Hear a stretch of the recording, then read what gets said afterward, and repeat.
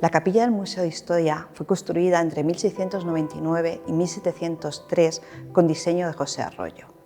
La capilla fue diseñada para el Real Hospicio del Ave María y San Fernando y durante todo su funcionamiento fue su lugar de culto. En 1929, coincidiendo con la inauguración del Museo de Historia, pasó a depender de Bibliotecas y Museos del Ayuntamiento de Madrid y fue biblioteca hasta los años 2000, que pasó a ser lugar de exposición mientras que el museo estuvo cerrado. En 2005, con la nueva inauguración del museo, pasó a ser un lugar polivalente para diferentes eventos. El cuadro que se encuentra a la cabecera es San Fernando ante la Virgen. En él podemos ver al santo con una espada en la mano y con la otra señalando a la ciudad de Sevilla, que se encuentra en el ángulo inferior. La ciudad está representada por un puente, una torre y delante una batalla. No es la ciudad que nosotros tenemos en nuestro imaginario, pero sí es la ciudad del momento. La Virgen se encuentra representada como una inmaculada, con sus símbolos característicos, es decir, la media luna y la corona de estrellas.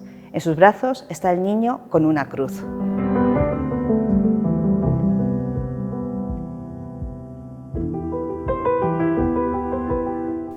El cuadro fue pintado por Lucas Jordán, o mejor dicho, Luca Giordano, pintor italiano que llegó a la corte de Carlos II. Era un pintor que pintaba muy deprisa, por eso se le llamaba Lucas fa presto. Hay obra suya en el Museo del Prado, en el Palacio Real, en San Antonio de los Alemanes. La pintura es de aproximadamente 1700-1702 y sobrevivió a la gran reforma que hizo Pedro Rivera de todo el edificio y por lo tanto es lo más antiguo que tenemos en este museo.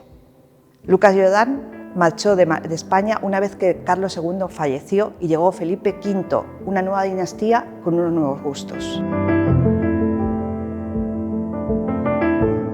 La capilla es de una sola nave y en el centro de la misma se encuentra la cúpula, una cúpula encamonada, propia de la arquitectura madrileña barroca. En las pechinas están los 4 evangelistas con sus atributos, empezando por San Mateo y el ángel, San Marcos y el león, San Lucas y el toro y San Juan y el águila.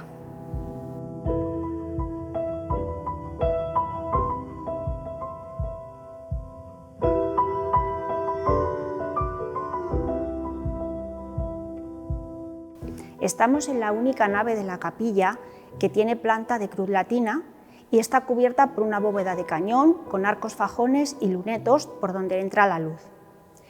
A ambos lados de la nave hay 6 pinturas que están dedicadas, unas a la vida del santo, de San Isidro, del santo patrón, y otra a las pinturas que se encontraban en la capilla de la Torrecilla de la Casa de Campo, realizadas por Salvador Maella.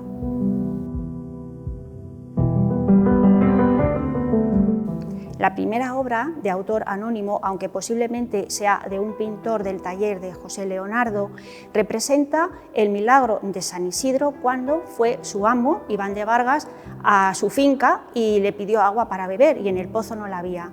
Pero San Isidro dijo estas palabras: aquí había agua cuando se quería, y efectivamente surtió el agua y sació la sed de su señor. En la otra obra lo que se representa es el famosísimo milagro del pozo, cuando San Isidro llega de su trabajo y se encuentra con que su hijo se ha caído al pozo y está a punto de ahogarse. Y bueno, pues gracias a la intercesión esta vez de la Virgen de la Almudena consigue salvar al hijo. Como vemos, es una pintura que tiene todavía muchos resabios del barroco, aunque ya en esta última etapa del siglo XVII, en las pinturas madrileñas, se empieza a mezclar un poco el color de la pintura veneciana con el cierto naturalismo barroco y un poco contrastes de claroscuro, como vemos aquí. El tercer cuadro de este lado de la nave tiene una iconografía que ya venía desde la Edad Media y es la iconografía del nacimiento de la Virgen, que como todas estas escenas de estos nacimientos se desarrollan en un interior con mucho movimiento de las figuras, lo cual todavía, aunque es un cuadro ya del siglo XVIII, le da un cierto resabio barroco con un efectismo y una dramatización muy fresca a toda la escena. Al otro lado de la nave hay 3 pinturas que, como hemos dicho, procedían de la capilla de la Torrecilla de la Casa de Campo. estos cuadros, la capilla fue hecha por Sabatini y con la Guerra Civil se destruye la capilla y entran los cuadros en el Museo de Historia de Madrid. Tenemos a ambos lados unas iconografías también de santos muy característicos en las iglesias madrileñas, sin duda ninguna. El primero es San Francisco con la estigmatización, en la que aparece el santo acompañado del Padre León, que siempre le acompañó en este momento de trance, en el que aparece el querubín que le está lanzando los rayos y le está marcando las heridas a San Francisco. El otro cuadro corresponde a San Antonio con el Niño. San Antonio tenía muchísima devoción aquí en Madrid y, bueno, lo mismo, aparece una composición muy barroca, muy característica de la pintura barroca madrileña, con contrastes de claroscuro, pero con una dulcificación en el tratamiento de la pincelada, en el tratamiento de la luz, que se diluye sobre todo en el grupo de angelotes de arriba, donde hay un foco de luz muy interesante. Es una pintura de una gran delicadeza. El último cuadro corresponde a la Inmaculada Concepción. Es el de mayores dimensiones y representa a la Virgen Inmaculada con los atributos que se habían fijado para esta Virgen en el siglo XVII. Se nota sobre todo la pincelada y la mano de Maella en los colores suaves y delicados, sobre todo en el rostro de la Virgen.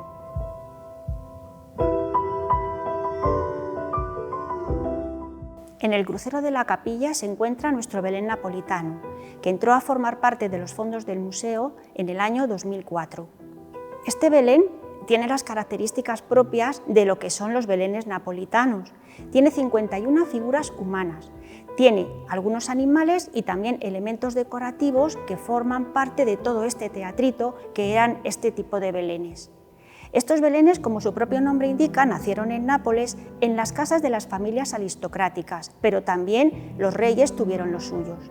Carlos III, que lo tuvo en Capodimonte, lo trajo a España y uno de los más importantes belenes que trajo fue el del Belén del Príncipe. Nuestro Belén tiene todas las características propias de esta tipología nueva del siglo XVIII, y es que el misterio no aparece en el centro sino a un lado, porque ahora lo realmente importante es lo que se desarrolla alrededor. Un día en la vida de la ciudad de Nápoles, precisamente un día de mercado, en el que aparece multitud de personajes que están yendo y viniendo, trajinando en la ciudad. Las figuras estaban hechas con una estructura de alambre relleno de estopa, al que se le añadían finalmente las articulaciones y la cabeza, que solía tener los ojos de vidrio. Las articulaciones y la cabeza eran de terracota. Las figuras van vestidas de época, algunas con ricas vestimentas, incluso llevan joyas o sedas. Están colocadas en perspectiva, de mayor a menor tamaño, para dar profundidad espacial. Si quieres ver el Belén con más detalle, puedes hacerlo en el periodo navideño. La capilla está abierta habitualmente al público de martes a domingo en el horario habitual del Museo de Historia de Madrid.